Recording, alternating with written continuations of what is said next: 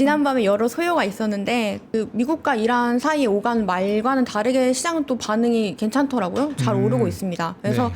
트럼프 리딩방 가라. 앞으로 중요한 건 뭘까? 이렇게 좀 잡아봤습니다. 고양이가 많이 지쳤네요. 저희 네, 우리들의 너무, 모습인 네, 거죠? 너무 피곤합니다.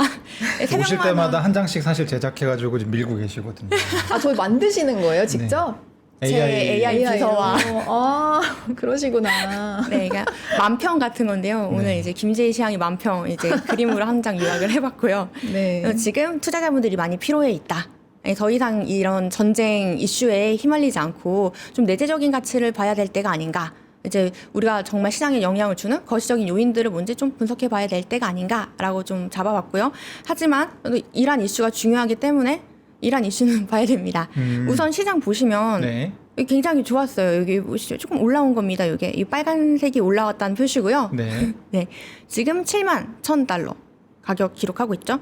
네, 실시간 가격도 똑같습니다. 이게 오전 10시 기준 캡처여가지고 조금 다를 수 있다고 생각했는데 가격 여전히 71,000달러 유지하고 있습니다. 간밤에 사실 좀 뭐랄까 안 좋게 해석할 수 있는 뉴스들이 많이 나오기도 맞습니다. 했거든요. 그거에 비하면 사실은 가격이 왜 안 내려가고 있지? 약간 이런 그쵸. 상황입니다 지금. 이게 일봉이어서 오해할 수 있지만 시간별로 보면 어젯밤에 굉장히 좋은 상승을 기록했다. 네. 보실 수 있습니다. 보시면 어제 이제 오전 아침에 이제 미국이 뭐 이란과 협상하겠다. 그리고 휴전하고 15개 우리 협상안 보낼 테니까 뭐 이런 얘기를 했어요. 그리고 나서 여기까지는 다들 보셨을 텐데 이제 이후에 어제 밤에 파키스탄 통해서 미국이 협상안도 보냈다라고 이제 보도가 나왔습니다. 이 내용을 살펴보시면 근데 이게 또 미국 백악관 레빗 대변인이 일부 내용은 부분적으로 맞을 수는 있지만 전체적으로 또 사실이라고 볼 수는 없다라고 또 언급을 해가지고 이게 뭔가 다 맞다라고 보기엔 조금 어려울 수 있지만 주요 내용만 조금 참고하시면 좋을 것 같습니다. 여기 내용 보시면 물음표는 뭔가요? 이게 정말 될까라는 저의 물음이었고요. 아. 이런 협상을 이란이 정말 받아들일 수 있을까라는 내용인데 보시면 현재 핵 능력을 해체해라. 이게 사실 이란 입장에서는 이게 뭐 죽으라는 말과 같은 거기 때문에 절대 이걸 협상을 할 수 없는 요인이라고 저는 봤고요. 핵무기 개발 포기 같은 것도 그동안 이스라엘의 약간 핵무기 개발자들이 엄청 이스라엘이 이란의 핵무기 개발자들을 계속해서 피살을 했었거든요. 그럼에도 지켜냈던 것들인데 이걸 절대 이란이 받아들이지 어려울 것 같다. 라고 사실 좀 봤습니다. 지금 막 협상이 시작됐다기보다는 이제 조건 5개를 일방적으로 파키스탄을 통해 보내놓은 상황인 거잖아요. 맞습니다. 네. 아직 뭐 그 어떤 답변도 오지 않은 상태고. 일방적인 고백 같은 거였고요, 미국에. 근데 이제 이란이 거기에 또 화답을 했습니다. 거절. 네. 아, 바로 거절했네요. 네, 거절. 이러고 바로 이제 몇 시간 뒤에 비현실적이고 과도하다. 아무래도 이런 핵무기 같은 해체를 얘기하는 것 자체가 이란한테는 너무 불합리한 요구라고 볼 수 있었겠죠. 그래서 이란 국영 프레스에서 나온 보도이기 때문에 이란의 입장을 확실하게 담은 거고요. 또 다음 보시면 이란이 5가지 또 요구를 했습니다. 종전하고 싶어? 그러면 이거 5개 너네 지켜줘. 했는데 또 물음표가 하나 있죠. 네. 이란이 호르무즈 해협에 대한 주권의 국제적인 그 승인과 보장을 해달라라고 적었어요. 위에는 사실 그럴듯하거든요. 해줄 수 있는 것 같고. 그죠. 뭐 공격 및 암살 행위야 중단할 수 있는 거고. 네. 그렇죠. 네. 그냥 미국이랑 이스라엘이 공격을 안 하면 됩니다. 각서 쓰고. 근데 이제 마지막에 호르무즈 해협 우리 거 인정해줘라고 하는데 사실 호르무즈 해협이 뭐 오만이랑 이란에 붙어 있는 영해긴 한데 이게 국제 그 원유 수송에 이용되는 국제 항로거든요. 그래서 국제 영해이기 때문에 이걸 이란한테 주는 게 말이 안 된단 말이에요. 우리 공공재인데 우리 줘라고 하는 게 국제법상 좀, 네. 항행의 권리가 있기 때문에. 맞습니다. 그래서 사실 지금 호르무즈 해협을 이렇게 장악하고 공격하는 것도 국제법 위반이거든요. 그래서 이런 부분들이 조금 이 미국도 앞장서서 해주기에는 어려운 요구들이다. 그래서 사실 이건 조금 길어질 수 있다라고 좀 봤고요. 근데 또 이걸 기대감이라고 보신 분들도 있는데 저는 사실 조금 길어질 수 있는 요인이 아닐까라고 조심스레 보고 있습니다. 네. 실제로 백악관에서도 받아들이지 않으면 지옥을 풀어놓겠다라는 이런 무서운 협박도 했는데요. 아, 여기에 이제 let 이란- her loose 뭐 이렇게 표현을 했나 보다. 맞습니다. 네. 네. 웃긴 게 미국이 이란이 현실을 직시하지 못하고 있다라고 얘기를 했고 또 이제 이란은 미국이 현실을 직시하지 못하고 있다. 미국은 졌다, 실패했다 이런 얘기를 또 했거든요. 둘이 서로 이 간격이 해소되지 않고 있는 상황입니다. 이런 정도면 협상 아니고 그냥 말싸움을 계속 지속하는 느낌도 네. 들긴 하거든요. 굉장히 지루한 싸움이 지속되고 있고요. 그리고 어제 이제 오늘 새벽이었죠. 오늘 새벽 한 3시쯤에 갈리바프 이란 국회의장이 트윗까지 또 올렸습니다. 본인의 소셜 미디어에 이제 이란의 섬 중 하나를 점령할 준비를 하고 있다. 적국 중에 하나라고 했죠. 그럼 이스라엘 아니면 미국입니다. 근데 이제 우리도 여기에 대해서 좀 대비를 하고 있다라고 올렸고, 이게 사실은 지상전을 좀 예고하는 트윗이거든요. 실제로 다음에 보면 이제 폴리티코라는 미국의 정치 매체입니다. 여기 이제 공화당의 고위 관계자가 좀 공유가 잘 되지 않고 있다. 이 미국 그 트럼프가 이런 이란에 대한 군사 공격이나 행동에 대해서 충분히 군사위에도 그 내용을 잘 전해주지 않고 있다. 이런 거에 대해서 상당히 언짢아했고요. 이런 부분들이 지속이 되면 이란 공습에 대해 지지했던 공화당 의원들까지 트럼프에 대한 지지를 좀 철회할 수 있다라고 얘기를 했습니다. 사실 트럼프의 편이 많이 줄어들고 있는 상황이에요. 지지율도 본토 안에서 30%대로 이미 많이 떨어졌고요. 임기 이후 최저치를 기록하고 있습니다. 보시면 알렉스 워드라는 폴리티코 기자분이 이렇게 해석을 하고 있습니다. 지상전 계획이 좀 진행이 되고 있고 곧 시작될 수도 있지 않나라는 추측을 좀 했습니다. 그러니까 사실은 이제 미국 같은 경우는 전쟁을 하려면 의회 승인이 있어야 됩니다. 근데 그쵸? 지금 트럼프 대통령이 이란을 공격하고 있는 거는 전쟁이 아니다. 군사작전이라고 하고 있죠. 근데 국방부에서 이 작전을 계속 진행하기 위해서 한 2천억 달러 정도의 예산이 필요하다라는 이제 얘기를 하기 시작했어요. 결국에 이제 이걸 의회 승인을 받아야 줄 수가 있는데, 그래서 그럼 이제 물어볼 거 아니겠어요? 이제 국회의원들이 야, 니네 뭐 하고 있는데 뭐 하는데 2천억 달러가 필요해? 라는 질문을 하는데 거기다 대답을 안 하고 있다. 그러니까 폴리티코 기자들이 이거 안 하고 있다는 거는 협상하고 있다는 것과 달리 뭔가 지상전을 준비하고 있는 거 아니냐라고 하는 의심을 지금 하고 있다는 거죠. 네, 뒤편에 이제 그런 얘기들이 많이 오갔고요. 지금 중동으로 그러니까 이란 쪽으로 보내려고 하는 사단도 살펴보면 미 육군 8위 공수 사단이거든요. 이게 최정예 부대입니다. 이 부대들은 어떤 이제 병사들이 있는 곳이냐면 그냥 명령만 내리면 24시간 안에 어느 나라든 가서 바로 이런 공수 작전을 펼칠 수가 있는 이제 되게 정예 군사단들이고요. 트럼프가 많이 약간 작심을 하고 있다. 근데 이제 그 국회나 이런 의회에서는 서로 협의가 되지 않고 있다라고 볼 수 있습니다. 네.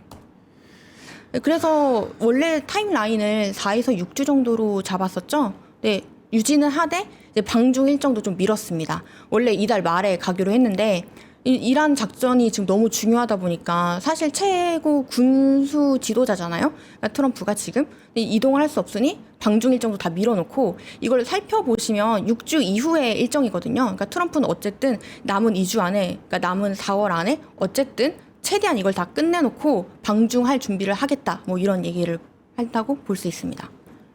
이게 3월 말이었는데 이제 결국에 5월 15일, 14일 이때까지 미뤄진 거죠. 네, 이게 지금 한 달째니까 대통령이 의회 승인 없이 할 수 있는 군사 작전이 최대 60일이고 철수를 포함해서 90일인데 이런 타임라인도 다 고려하지 않았나라고 좀 보고 있습니다. 네. 근데 이란도 이제 지지 않고 국제 여론전을 또 시작했는데요. 네. 이란이 최초로 그러니까 오늘 새벽에 전쟁 사망자를 명시했습니다. 그러니까 1,750명 이상 사망을 했고 이제 여러 번 어린이들 사망자 수를 언급을 했거든요. 208명 사망했다고 또 얘기를 했는데 초등학교가 습격을 당했잖아요. 이란 네. 본토에서. 그런 내용을 계속해서 언급하면서 미국에 대한 국제적 여론을 조금 악화시키려는 작전도 좀 진행하고 있는 걸로 보이고 있습니다. 네. 지금 댓글창에서 삼성전자 좀 빠지고 있나 봐요. 그래서 정말요? 엄청 그 얘기가 많은데 사실 이제 어떻게 연결이 되냐면 지금 휴전을 만약에 하잖아요. 휴전을 하게 되면 얼마 전에 뉴욕타임스에서 사우디가 미국에 이거 전쟁 계속 해야 된다. 이란을 이렇게 그냥 풀어주면 안 된다. 이런 식으로 얘기했다는 보도가 나온 적이 있지 않습니까? 네. 근데 그렇게 되게 되면 만약에 여기서 휴전이 되게 되면 이란은 지역 맹주로서의 지위를 이제 갖게 되는 거고요. 다른 중동 국가들은 굉장히 불안해지겠죠. 그러니까 무기를 엄청 사게 될 가능성이 높습니다. 그러면 작년 4월에 관세 협상 직후에 사실 중동 순방을 갔을 때 중동 국가들이 하나같이 AI에 엄청 대규모 투자를 약속했던 것들이 있거든요. 이런 부분들이 당연히 지장이 생길 가능성이 높겠죠. 그러면 이제 데이터 센터라든지 이런 계획들이 차질이 생길 수 있고 그게 이제 사실 한국의 반도체 주로도 연결될 수 있지 않나라는 생각을 하고 있었는데 사실 이제 오늘 마침 삼성전자 좀 내리고 있습니다. 그래서 여러 가지 국장하시는 분들도 국제 정세나 뉴스를 좀 보셔야 된다 이런 말씀을 좀 드리고 싶습니다. 그리고 이제 처음 저희가 갖고 오셨던 내용을 다시 돌아가야죠. 이제 비트코인 어쨌든 전쟁 이슈가 많았는데 가격이 크게 내리지 않았어요. 그래서 그럼 좀 이건 어떻게 봐야 되는 건가요? 왜 내리지 않은 건가요, 어제는? 사실 이제 전쟁 이슈에 있어서 뭐 유가나 이런 뭐 금리 상승, 그러니까 고금리 기조 뭐 지속, 그리고 이제 그로 인한 뭐 인플레이션 압박 등이 많이 있을 텐데 이건 사실 전쟁 자체 이슈라기보다는 그러니까 오고 가는 설전이 중요한 게 아니잖아요. 근데 네. 저희가 너무 오랜 기간 이 설전에 시장이 좀 흔들리지 않았나 해서 이제는 이 설전 이후에 파생되는 경제적 영향을 좀 더 봐야 된다라는 말씀에 이제 그런 취지로 말씀을 드린 거고요.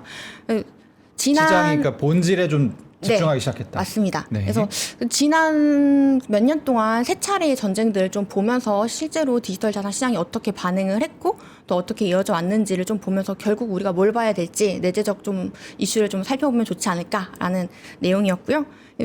보시면 이제 일주일 전 뉴스이긴 한데 뭐 전쟁의 금도 흔들렸는데 비트코인이 올랐다. 왜 올랐을까? 뭐 이런 걸로 막 많이 주목을 받았잖아요. 네. 근데 사실 이렇게 보시면 미국 이란 비트코인 가격 변동 타임라인을 제가 좀 정리를 해봤는데요. 2월 28일 에피퓨리가 발생했을 때, 그러니까 이란 공습이 있었던 날에는 6.5% 정도 하락을 바로 했습니다. 바로 반응을 했고요. 주말에. 네. 그리고 다음날 이제 아침 일찍 뭐 하메네이가 최고 지도자가 사망했다라는 소식이 또 올랐어요. 조기 종전 되겠네. 뭐 금방 봉합 되겠네. 근데 이렇게 뭐 군 최고 지도자들이 이제 군 수뇌부들이 좀 사망하는 사고들이 좀 이어졌고 하면서 계속 이런 약간 자잘자잘 여러 가지 설전들이 오고 갔잖아요. 그러면서 시장이 변동폭이 점점 줄어들더라고요. 처음에는 막 6% 왔다 갔다씩 했다가 그다음에 3%, 2%, 심지어 어제는 종전 협상안을 보냈다는 소식에도 1% 이상 내리지도 않고 오르지도 않았습니다. 네. 그래서 박스권 장세를 계속 유지하면서 안정적인 흐름을 보였습니다. 점점 폭이 적어지는 느낌이 있네요. 그 숫자만 봐도 점점 둔감화되는 것 같기도 하고. 네. 좀 피로감을 많이 느낀 상태라고 볼 수 있고요. 그래서 예전에 전쟁은 또 어땠나 좀 살펴봤는데 4년 전에 이제 2022년 러시아 우크라이나 전쟁 때는 보시면 이때 조금 반응이 있었습니다. 근데 이게 사실 길지 않았어요. 한 달 정도 이 시장의 변동성이 좀 커졌었는데요. 예, 비트코인 이제 러시아 우크라 침공에 좀 하락 바로 했었고 똑같이 이란 공습 때처럼 그리고 다시 또 반등을 했습니다. 이때는 좀 가격이 4,600만 원대로 지금 1억 원대 오가는 것보다 많이 낮았었죠. 비트코인이 이제 우상향하고 있다라는 걸 또 알 수 있고 여기 보시면 러우 전쟁 때 침공 전날에 38,000달러 정도 기록을 하고 있었고요.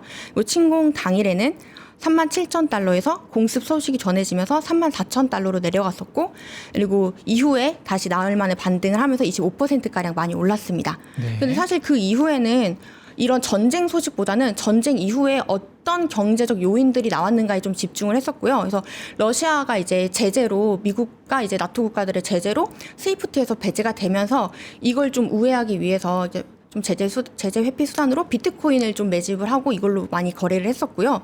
우크라이나 역시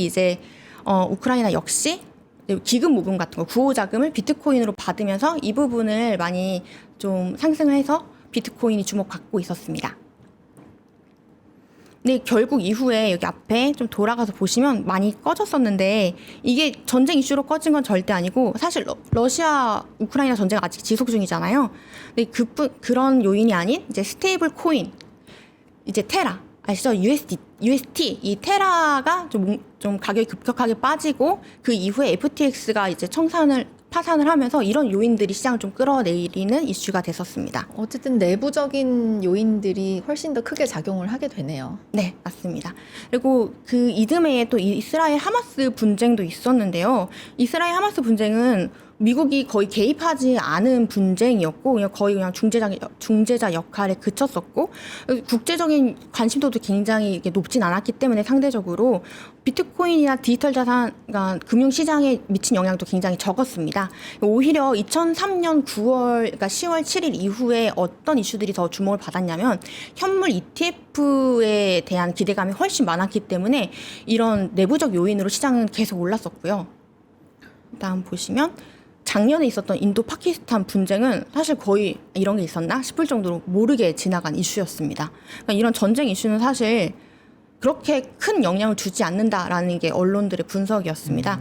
네. 초반에는 영향이 뭐 어쩔 수 없이 있지만 시간이 좀 지나게 되면 비트코인은 그렇게 큰 영향이 없다. 네, 맞습니다.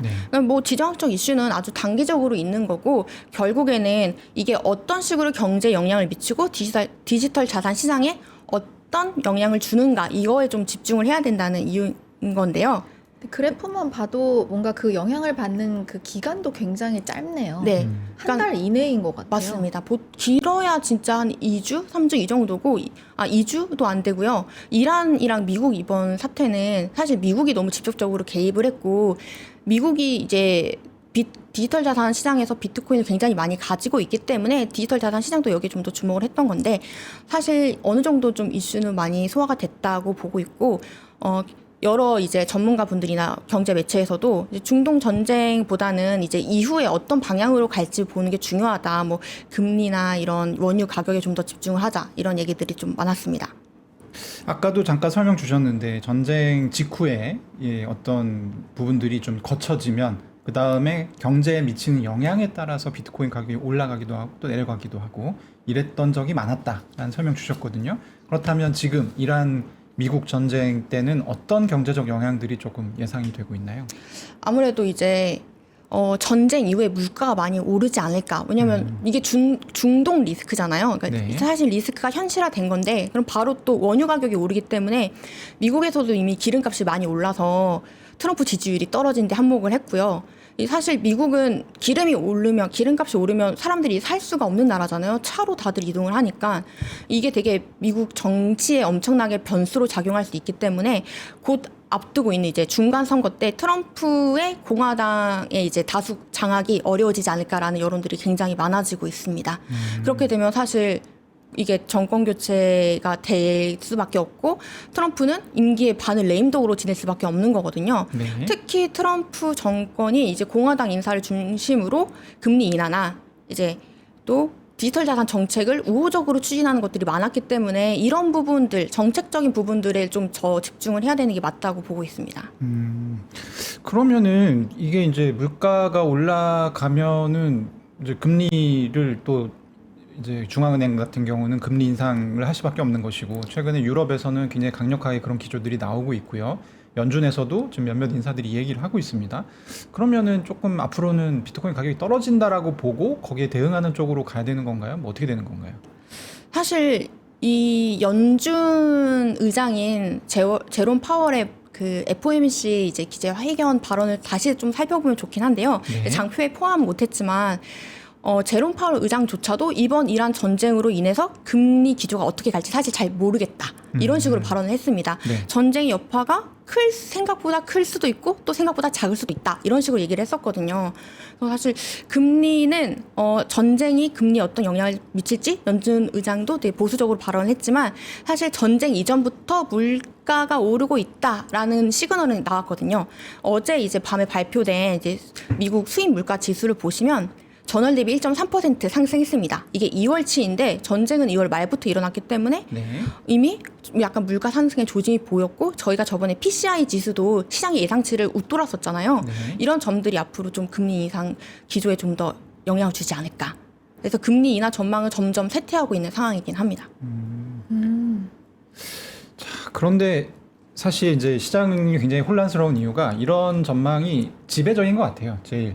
그러니까 이 전망은 사실 비트코인 전망이라기보다는 매크로 보는 분들의 전망이 물가는 올라갈 가능성이 굉장히 높고 그리고 이제 연준도 결국에 금리 인상에 참여하게 될 가능성이 높아서 시중 유동성 충격을 대비해야 된다 이런 얘기를 많이 하시는데 또 번스타인 같은 이 월가에 잘 알려진 금융사죠.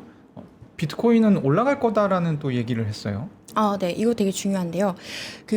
사실 뭐 비트코인이 금리에 되게 예민하게 반응하는 자산이긴 하지만 내부적인 요인도 많지 않습니까?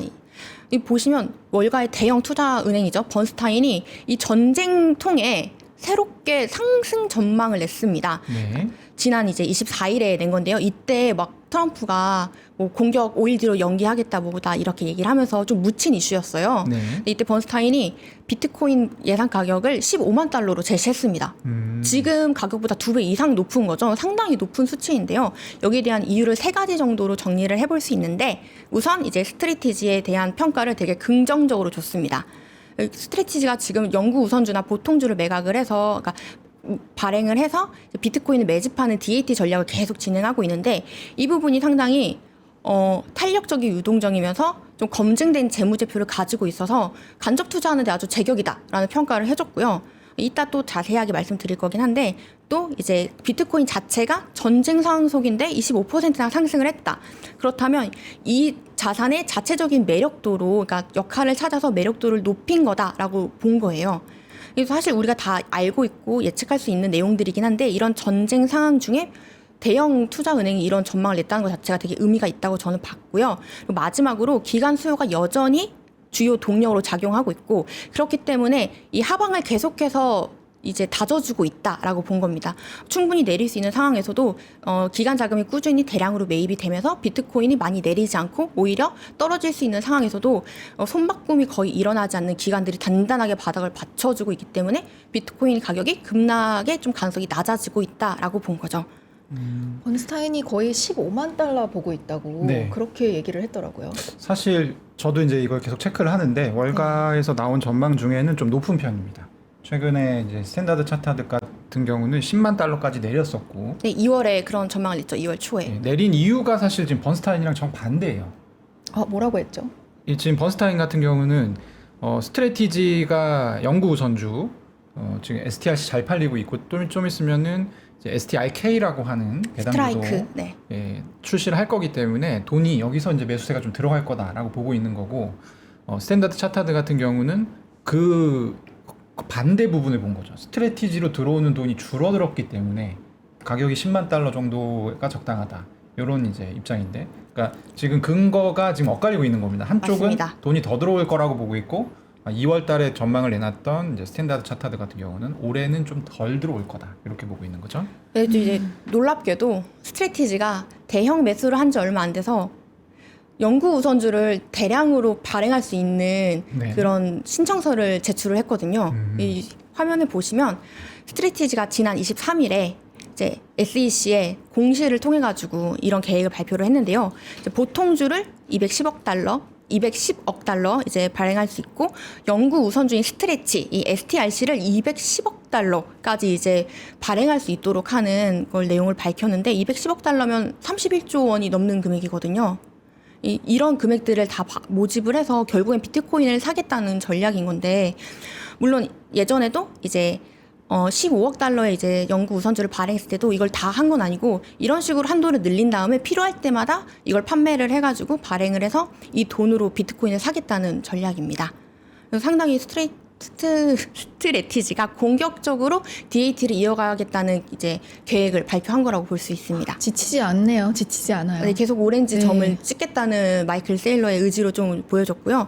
근데 번스타인은 이 경우에도 충분히 스트래티지가 매년 줘야 되는 이자를 줄 수 있을 정도의 자금 여력을 가지고 있다라고 보고 있더라고요. 현재 지금 스트래티지가 이 영구선주 발행으로 줘야 될 연 이자가 한 8억 달러 정도 되고요. 가지고 있는 이걸 위해서 가지고 있는 이제 보유 현금도 23억 달러 정도 돼가지고 향후 3년 정도는 이 이자 지급에 대해서 무리 없이 현금을 이제 가지고 있다라는 걸 좀 얘기를 했었고, 사실 이 3년 동안 비트코인 가격이 오른다고 치면 스트래티지의 전략 자체가 성공하는 거기 때문에 네, 이런 경우를 좀 긍정적으로 본 것 같습니다. 네. 네, 오늘 뭐 여러 가지 말씀 전해주셨는데 정말 전쟁 위험성에서 조금 비트코인이 가격이 이제 좀 벗어나는 모습을 보일지 한번 오늘도 지켜보도록 하겠습니다. 김재희 편집장님 감사합니다. 네, 감사합니다. 감사합니다.